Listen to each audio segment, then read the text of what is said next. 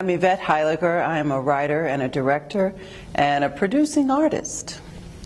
Hi, I'm Yvonne Perro, and I'm an actress, producing artist. Well, our parents always took us to the theater, to museums, to the ballet as we were growing up. But the experience that I remember the most is seeing Athol Fugard's play Master Harold and the Boys on Broadway with Zeke Mulcahy, I hope I'm saying that right, and Danny Glover. And I was so moved by the whole experience of the play that I sat in the Broadway theater for like 45 minutes crying after it was over. I couldn't leave my seat. And it's unusual because the Broadway ushers are always trying to get you the hell out of the theater. But they just let me sit there and cry. I just couldn't get over the experience of it. And that's when I knew that I wanted to do theater that would move people in the same way. Yeah. Well, we had gone to see a ballet, and Cinderella, and the prince jumped off the stage and ran through the house, and I think I was like 6 or 7. We were really young. And he came to me, and he took off my shoe, and he put the slipper on my foot. And there was this light on my face, and I just like, I just felt, I just felt the energy and the excitement, and just something just took over me, and I knew that I wanted that. And then it didn't fit, of course, and he ran away. And so I thought of the idea Twins in the Business, which Yvonne abbreviated to TwinBIz.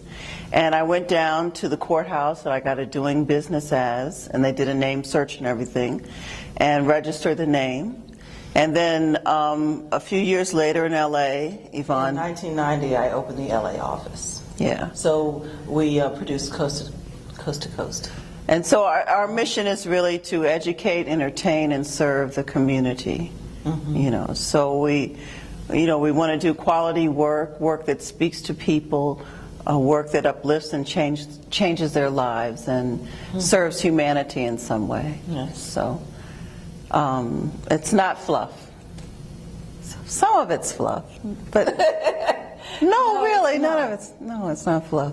And also we wanted to direct, write, and produce original projects because it's very difficult to get your work out there and get your work seen.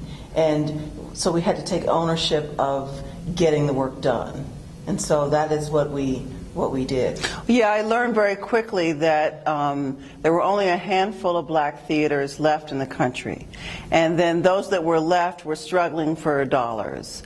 And then larger white theater companies had sort of swallowed up smaller companies, and they had their Black History Month program or whatever, their once a year black thing.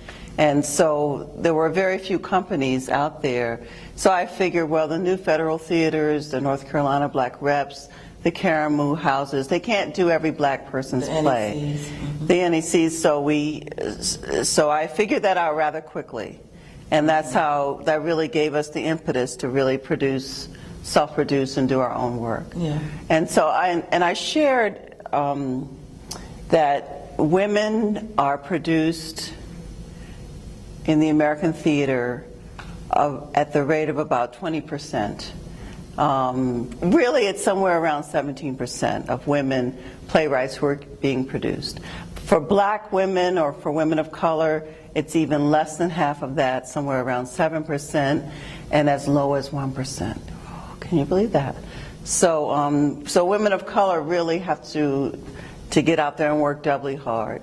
In New York, you don't feel it as much because there are openings and backed by popular demands and extended for another weeks and all that. You don't feel it as much as in New York, but when you broaden your vision to include the whole country, you see that women are really not produced at all. The men have the lion's share. Mm-hmm. Yeah, so. And also, if you wait around hoping that someone's going to produce your work, that someone's going to do it for you, it's just never going to happen. And you have to know that Well, it might, but Yes, of course, it might happen. But I mean, if you really understand that God is your silent partner, that helping you, that you're well equipped and well able to do the work, I find that a lot of people that we talk to, they're just afraid to produce their work, to decide to stand up and do it. They're busy, peddling, and you've got to really do it for yourself. If you invest in yourself, others will invest in you. I'm Yvette Heiliger. And I'm Yvonne Farrow, and you have been watching Black Theater USA.